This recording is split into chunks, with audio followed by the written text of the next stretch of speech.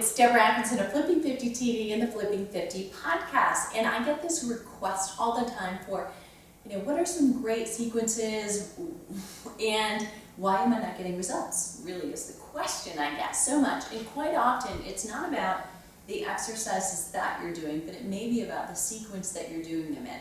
So with both of my programs, You Still Got It Girl video series and Muscles in Minutes, I use research that's based on how do we bump metabolism, especially how do we bump metabolism in women who are perimenopause, menopause, or postmenopause, which means till you die. And so this is one example, and watch for a minute minder of some flips that you can do with your current exercise program just to see if it doesn't shake things up and get you better results. So number one is supersetting.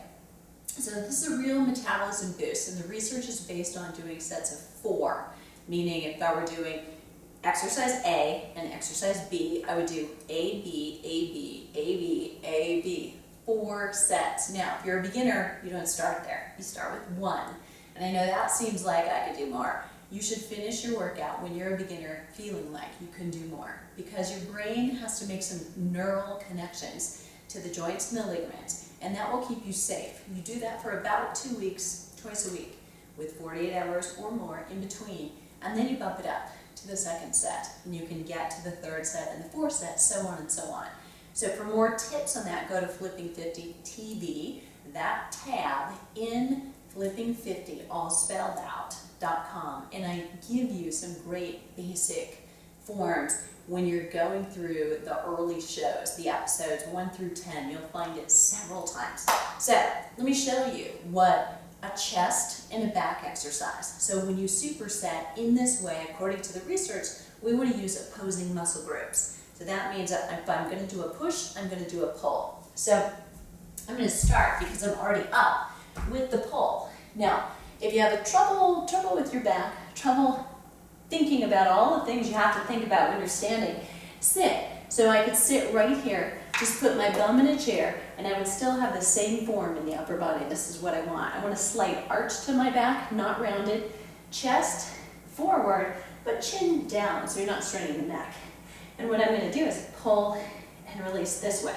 Pull, the elbows are close to my side, not winging out, and down.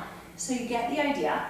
So according to the sets and the repetitions that you know that you need, and then flipping over, I could use a bench or a ball, or come down to the floor like I am to do a chest press. Push and down, push and down, and I would finish my set here depending on the repetition range again, whether I was doing 10 or fewer, or 15 or more, or maybe you're doing super light weights because of an injury or a condition, and you are going up to 25 or 27, and I wouldn't go beyond that.